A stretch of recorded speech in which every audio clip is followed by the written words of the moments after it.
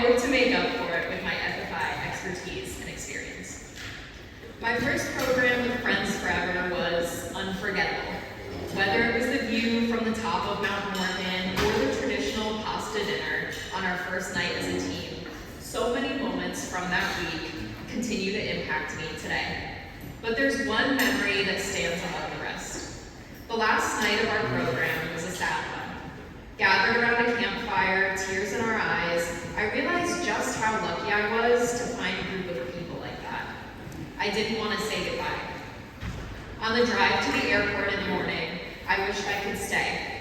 Just one more day, one more week, a whole month if they'd let me. The goodbyes to my team hurt in a way that I haven't experienced before. That feeling, that deep, aching sense of connection is what I believe to be a part of the Friends Forever experience. To meet someone, grow close, and then have to say goodbye is such a universal part of being human, yet it never gets any easier. It's not every day you find yourself thousands of miles from home, living in a strange farmhouse, cooking your own meals, and spending every waking hour with people you'd only ever seen on Zoom. But for all my hesitation, FFI made it work.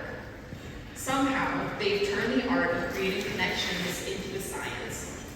I met my team, I grew to love each one of them, and then I had to say goodbye.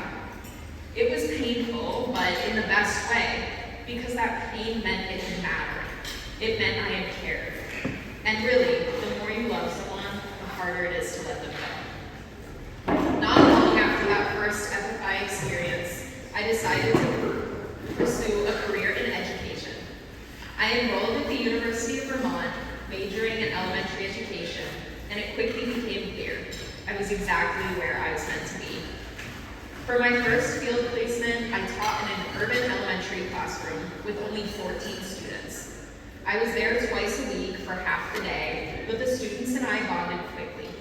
I led them through math problems, helped them write sentences, read with them, and all the while, I was learning about their lives. I learned who loved dinosaurs, who dreaded finding strawberries in their lunchbox, and who always showed up with a new bottle of Gatorade when it rained. UVM coursework taught me how to engage with them academically, but FFI taught me how to engage emotionally. They liked me not for my ability to teach, but for my ability to listen. The kids and I grew closer and closer until it was time, once again, to say goodbye. I felt time slipping too fast, but I reminded myself of what I had learned. I was sad because I had cared, so I made the most of that last day. I wrote each student a note telling them how much they meant to me and how excited I was to see where life would take them. And then I said goodbye. There were tears, of course, but I left knowing that class had left a permanent mark on me. A part of me had grown because of them. Since then, my journey with FFI has continued to evolve. I've moved from being a participant to an alumni leader, now in the role of guiding and supporting youth the same way my alumni leaders once supported me. This change in roles has allowed me to see how reciprocal the impact is. As participants grow through the experience, so do we, the leaders. FFI has taken me to places that I never thought I'd be. Last summer, I expanded my views of social justice when I led a group of high schoolers on a cross-country road trip. We traveled from New Orleans to New Hampshire, camping at night and visiting civil rights landmarks during the day. This program also showed me that education exists outside of the classroom. FFI's credit-bearing programs are concrete proof that hands-on, experiential learning has a place in students' educational journeys. Most recently, I flew to the coastal community of Punta Gorda, Belize. While helping to improve FFI's newest campus, we were able to volunteer at a local rural school in the village of Bloom Creek. In a discussion with the principal, I was surprised to learn that the issues facing education in Belize were quite similar to those of the US. Being able to ask these questions and learn firsthand from other educators has made me think more critically about the world of education.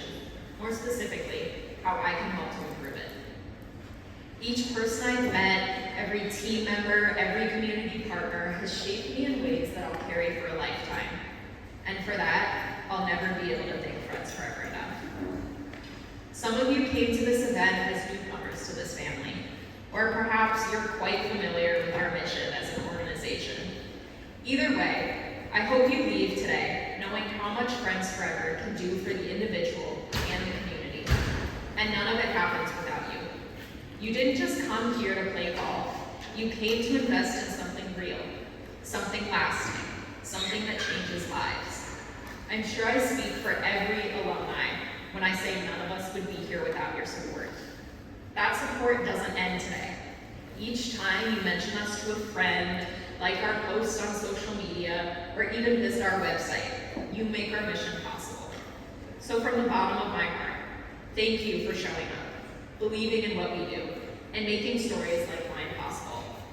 I hope you see the power this community holds to build bridges, to grow young leaders, and to remind us that goodbyes, though difficult, are a sign of something beautiful shared. As we move forward, know that you are part of this journey too.